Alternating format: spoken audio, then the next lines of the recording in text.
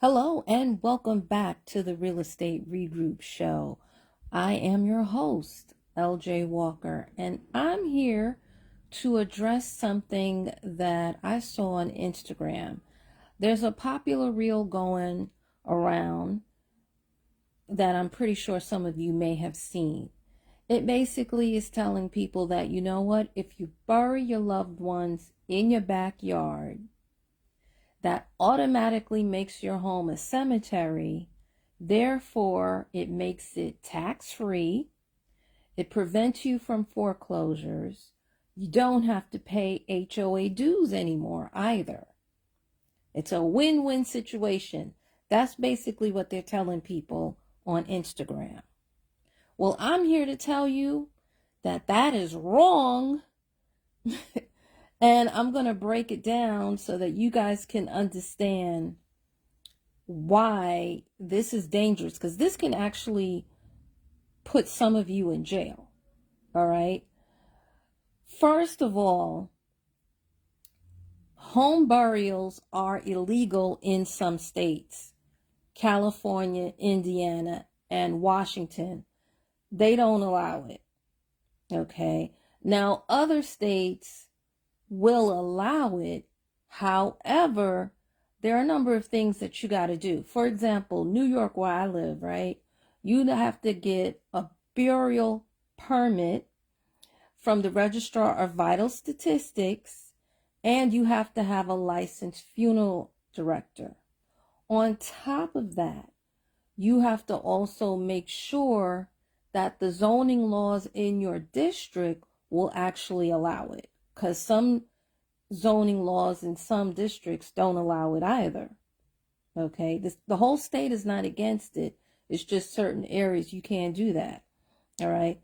One of the zoning laws that is throughout New York State is that you can't bury your loved one near any water sources. Okay, that's one that is universal throughout the whole entire state. All right. Now, other states that also allow it, again, there are zoning restrictions. Some you would have to have like more than an acre of land on that particular property, and that it has to be like an acre away from the house. And then that area could be designated as a cemetery. But again, you would have to, look at your state and see what other requirements they may have in order for that part of the property to be tax-free. So in other words, let's say you have a house and you have 3 acres of land, right? And then you make a plot, let's say 2 acres away from the house. Okay. Wherever that plot is, that part of the land will be tax-free. But the house is not going to be tax-free. And the rest of the land is not going to be tax-free. And then also you would have to like put other tombstones and what have you in that particular area. So it is misinformation to say that it's going to make the whole house tax-free. And it definitely does not make the house mortgage-free. Oh, you're still going to pay me my mortgage. I still can foreclose on you. There is absolutely no law anywhere in the United States that states that if there is a grave site on someone's property, that the banks can't foreclose on them. I'm not sure where these people get this from, but it's wrong. It is absolutely wrong. I know the whole idea or the whole thought came about because Trump buried Ivana, his first wife, on his golf course. So a lot of people think, oh my God, it must be a tax write-off. That's why he did it. We don't know why he did it, but that is definitely not true. Okay. That golf course is considered a golf course. It is not considered a cemetery. Okay. And then also in New Jersey, in order for it to be considered a cemetery, you need another type of certificate for that. Jersey law and New York law is not necessarily the same. Okay. And the way you go about doing things is different. Okay. Keep that in mind. Next thing, HOA. So not all properties have an HOA, right? But if a property was under an HOA, you really think the HOA is going to allow that? An HOA would never allow you to bury anybody or anything in the backyard. I mean, really? Yeah. First of all, when you do that, the value of the property drops, not just only for your house, but for the entire neighborhood. So that's a complete no-no. And then the next thing is there are ghosts. Yes, I believe in the Holy Ghost as a Christian, but there are also other spirits and what have you that are out there. Now, I'm not deep into it. I don't know enough about it, but I know enough to know that. And I know enough that a lot of people will say, okay, I'm not buying this house because I see a graveyard in the backyard, a gravesite in the backyard. They're not doing that.